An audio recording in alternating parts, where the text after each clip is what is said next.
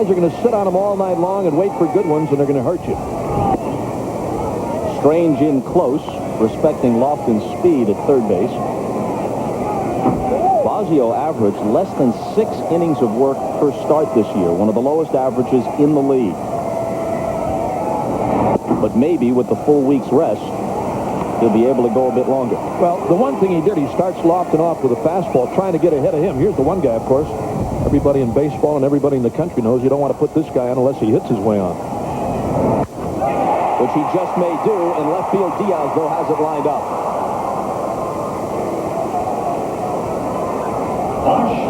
This 1995 League Championship Series game is brought to you by Lexus Luxury Automobiles, the result of a relentless pursuit of perfection. McDonald's, have you had your break today?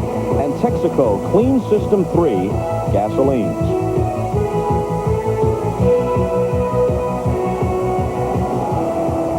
Omar Vizquel, just 1 for 15 in the series, has a stolen base and a sacrifice fly, tries to drop a bunt, and it's foul. For those of you who might have been following the National League Series in your part of the country and didn't see the Indians all that often this year, Omar Vizquel can hit .067 from now until next opening day. He doesn't budge from the starting lineup, not with his Gold Glove.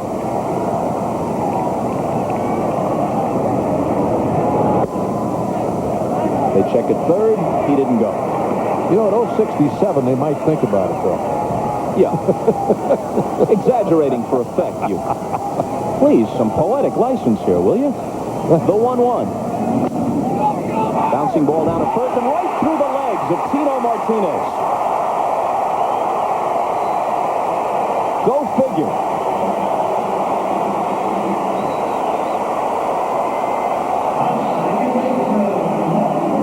A routine ground ball hit to Martinez. He thought this ball was going to come up and take a little bigger hop on him. It stayed down. Easy play. Big bobble. Vizquel aboard on what should have been an easy 3 unassisted ground out.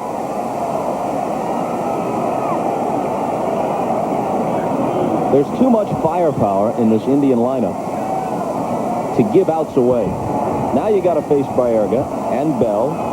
And if anybody else gets on, Murray, and Tomey, who homered last night, and Ramirez, who hit 31 during the year.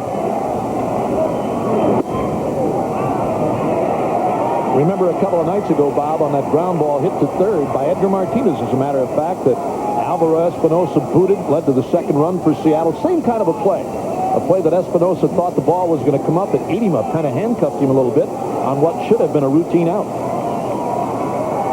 Baerga, 314 for the year, 333 in this series, 6 for 18 with 3 RBIs. A ball and a strike.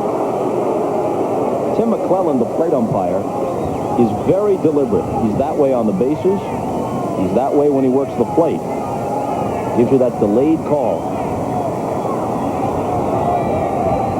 Vizquel at first stole 29 bases this year.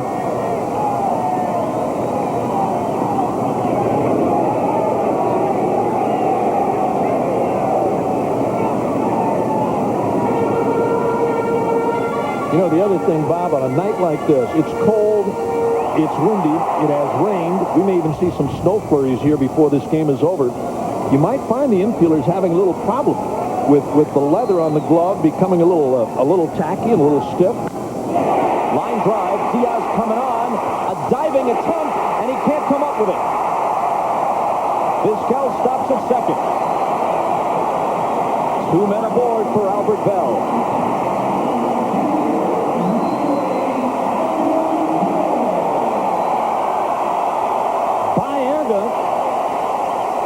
With a liner to left, Diaz came on and made almost a spectacular catch. As I was just saying, Bob, you know, he had that ball in the glove, and being as cold as it is, the leather getting a little bit stiff, it may have cost him a put out there.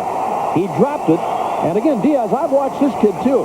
He came up through the Milwaukee organization. He's one of those guys who will dive for a lot of balls, gap to the lines, and more often than not, he catches them. But it's cold, as I said.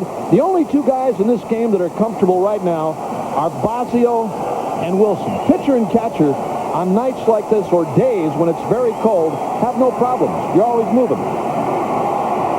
When it's Bosio against Hershiser, Bosio needs every edge. He needs every break. He hasn't gotten them. An error and a play that was nearly made but didn't go their way. In 8 at-bats this year against Bosio, Albert Bell has 3 hits, and 2 of them were home runs. Well, in Hershiser, you've got a guy with a lot better fastball who's capable of a strikeout. And not that Bosio isn't from time to time, but he doesn't throw as hard. He throws a lot of splitters. And again, he'll try to get you to chase balls down and away or down and in, off-speed stuff. The 0-1 pitch is in there, 0-2. You don't see him throw too many there, I'll tell you that. He doesn't like to do that, and especially with a guy like Bell. That was a splitter that was about knee-high and right down Main Street.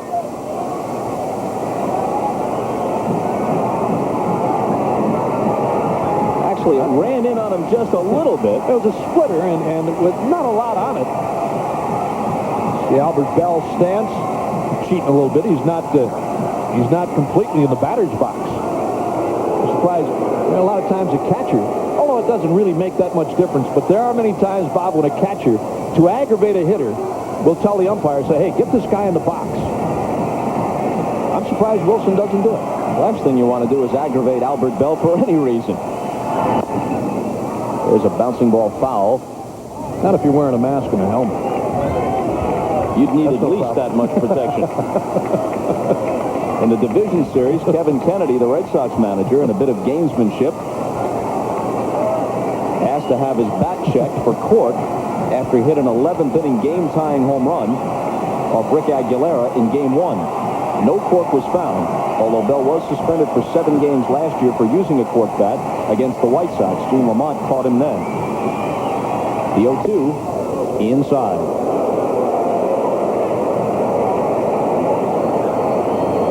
You know Albert Bell was really hurting for him to come out of the lineup in a playoff game last night. He missed only 1 game all year. That was late in September, well after they had clinched.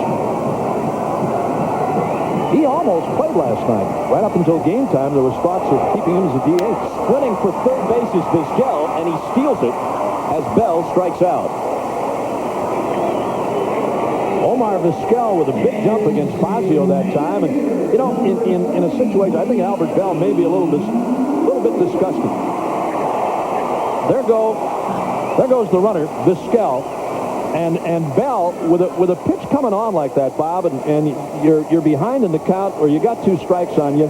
You see that hitter break, and especially here, I mean, there's 1 out. You got your man up there, your number 4 guy.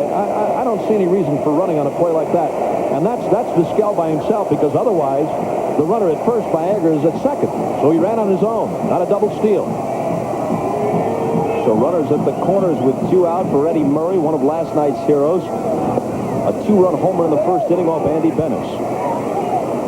Bennis, by the way, last night probably pitched himself out of any chance to be the Game 7 starter.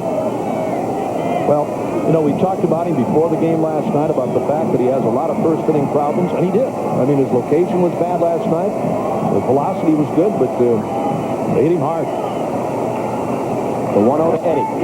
Line drive right field. Buhner cannot get there. A run comes home, and as they did last night, the Indians take the lead in the first.